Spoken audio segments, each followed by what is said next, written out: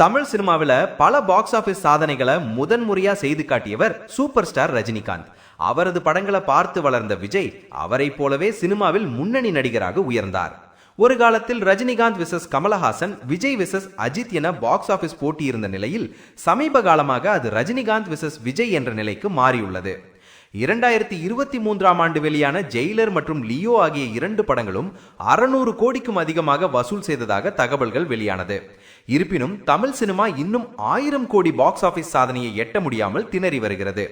லோகேஷ் கனகராஜ் இயக்கத்தில் விஜய் நடித்த லியோ திரைப்படம் இரண்டாம் பாதி இன்னும் சிறப்பாக இருந்திருந்தால் 1000 கோடி வசூலை எட்டி இருக்கும் என எதிர்பார்க்கப்பட்டது.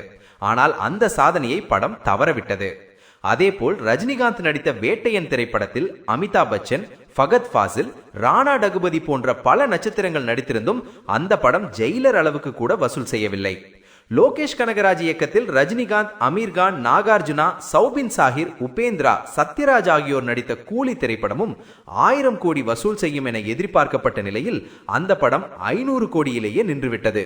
இந்த ஆண்டு பொங்கலுக்கு விஜயின் ஜனநாயகன் படம் திட்டமிட்டபடி 10 நாட்கள் விடுமுறையை குறிவைத்து வெளியானிருந்தால் மலேசியாவில் நடந்த ஆடியோ லான்ச் ஹைபுடன் சேர்ந்து படம் நன்றாக இருந்தால் கண்டிப்பாக 1000 கோடி வசூலை எட்டியிருக்கும் என பாக்ஸ் ஆபீஸ் நிபுணர்கள் கூறுகின்றனர்.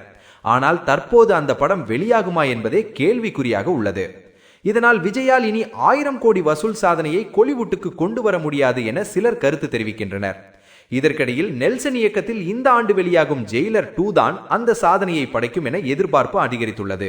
ஜெயிலர் 2 800 கோடி வசூல் செய்தாலே அடுத்து நெல்சன் இயக்கத்தில் ரஜினிகாந்த், கமலஹாசன் இணையும் படம் கோலிவுட்டை 1000 கோடி கிளப்பில் சேர்க்கும் என பாக்ஸ் ஆபீஸ் வட்டாரங்கள் தெரிவிக்கின்றன.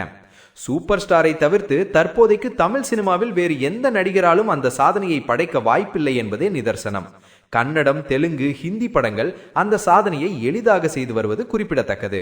நட்சத்திரங்களை விட அந்த 1000 கோடி மேஜிக் இயக்குனர்களின் கைகளில்தான் இருக்கிறது என்பதே உண்மை.